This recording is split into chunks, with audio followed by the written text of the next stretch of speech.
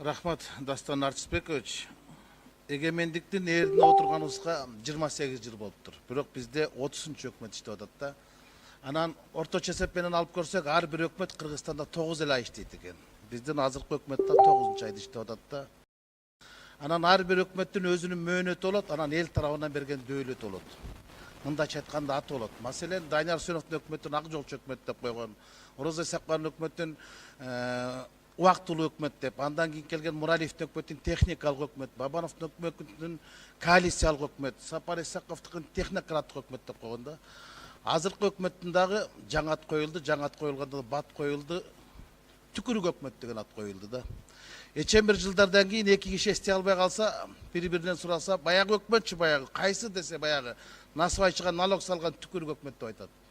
Мына ошол атка конду да, анын атка конушуна өздөрүнүн кадамдары, өздөрүнүн адамдары себеп болду. Жаңы кодексти ишке киргизебиз деп, булар жаңы жаңжалдарды ишке киргизип жиберди. Бүгүн алапайын таппай отурат. Кече Жеңишбек Парпиевич маалымат жыйын өткөрүп айтыптыр. Биз жанагы түкүрүк болгон айып пулдун салмагын, пулдун өлчөмүн азайтабыз депчи. Мейли, азайтсын, башкаларынчы. Эми дүйнөнүн мен бир дагы мамлекеттин ушу түкүрүккө айып салган мамлекетти көргөн жокмун. Кенен Россиянын баштан аягына чейин миллиондогон мигранттар бар. Түкүрүп эле жүрөт, бирок алар 5,5 миң сомдон $80 айып пул төлөбөйт экен. Бир гана бизде экен, эми элестетип көргүлө. Туура айып пул болуш керек, бирок айып пул айлык пулдан жогору болбош керек да. 5 миң сом пенсия алган чалга барып, сиз насыбайыңызды түкүрдүңүз, 5,5 миң сом төлөдүм десе төлөчү айтып көрүлөчү. Жерге эмес, бетке түкүрөт. 10 миң сомдук Москвич айдап жүргөн 200 грамм ичкен баланы айдап келаткан жерден кармалып 17,500 төлөдү деп айтып көрүлөчү. Урдум ушу унааңды дагы мыйзамыңда деп туруп басып кетет.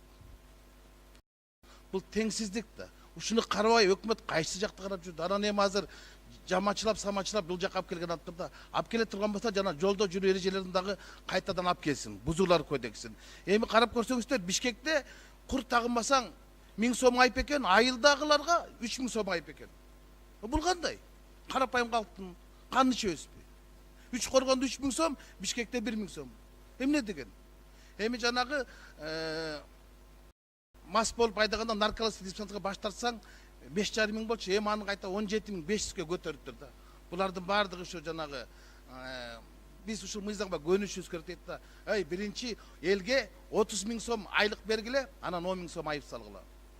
10 миң сом пенсия бергиле, анан кийин 2 миң сом айып салгыла. Ошондо эл түкүрбөйт. Азыр болсо эл бийликтин бетине түкүрөт. Ошон үчүн жаңы кодекстерди алып келгенде жамачылабай толугу менен кайрадан